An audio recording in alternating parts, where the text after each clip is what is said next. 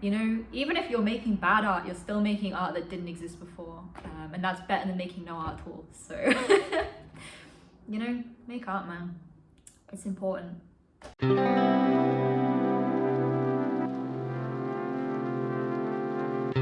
Billie Scott is an artist living in Northern England. Like most artists, she's very reclusive and keeps herself to herself, spending all of her time and energies on her art, in the hope that one day it will be good enough for her to break outside her bubble and put herself out there. The story opens with her finally getting that opportunity, being asked to display 10 paintings in a gallery exhibition in London.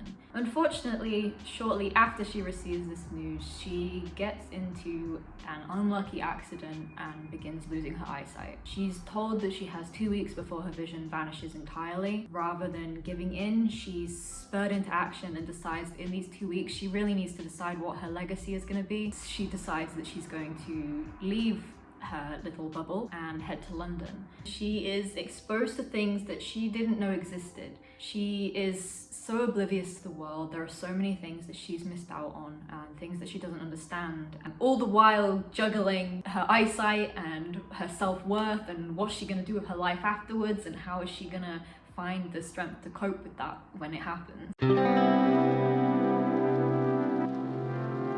The idea for the impending blindness of Billie Scott came to me from a personal experience I had. I've always struggled with my eyesight. I started going short-sighted when I was 3 years old, and when I was about 19, I had started seeing these little black dots in my vision. So I went to the optician about it, and she told me that that was basically my retina tearing. And she said that if it, you know, progressed and if it got worse, then it could cause vision loss, which was very scary for a brief amount of time. And then I thought, man, like that would make such an interesting story. That's what sparked the creation of this story, self-therapy.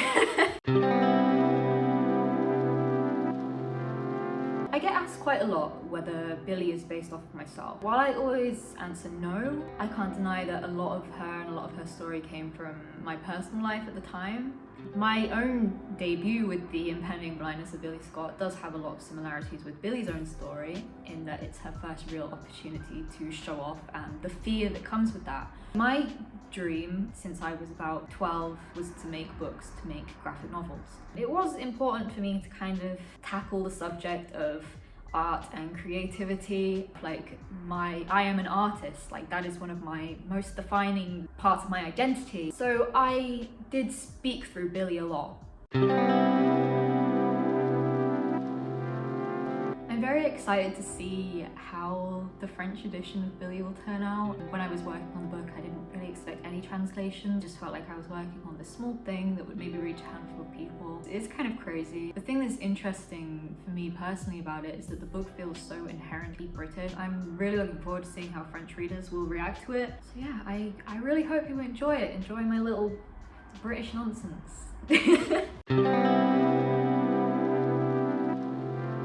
With the portraits themselves, I had given myself a weird challenge that I wanted the art style to be different to how the book was drawn, because the book was drawn by me, Zoe Thorogood, and the portraits were drawn by Billie Scott. So I ended up drawing them in a slightly different style, a more realistic style, kind of trying to show that these characters were real people, and some of them were based off real people in my life. I'm more inspired by real life than other types of media, I think, which I think really helps my characters feel grounded, give them realistic personalities and make them relatable.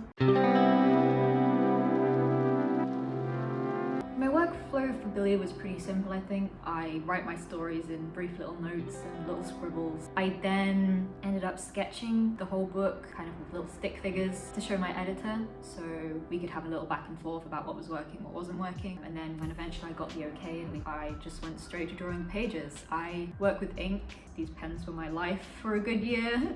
A lot of Billie was kind of inked freehand. A lot of the backgrounds were inspired by places around me. Some of the places in Billie are directly lifted from real life, and so I would take photos on my phone. I would just use the photo and then ink freehand straight onto the page, which is why like a lot of the backgrounds and a lot of the lines are very wonky looking and the perspectives are very weird, but it kind of has this fluidity to it that I ended up really liking. The impending blindness of Billie Scott will always mean a lot to me. I ended up teaching myself a lot of lessons through making Billie, weirdly. The biggest one for that was kind of how important creativity is, not just to me, not just to artists, but to kind of everyone. Art is just so inherently human. It's how we communicate with each other, it's how we entertain ourselves. The world around us is everything. I think one of the most powerful things a human being can do is to make something that didn't exist before they made it. I hope that the impending blindness of Billie Scott really can inspire people again to pick up that pencil or pick up that guitar. There's no time limit. You can start. Like, people say, oh, I'm too old to start drawing. You're not. You're gonna be bad at it at the start. That's just how it is, but that's fun. Like, learning something new is so fun. Making mistakes and trial and error and feeling yourself improve at something is part of the joy. That's part of the journey. You know, even if you're making bad art, you're still making art that didn't exist before, and that's better than making no art at all. So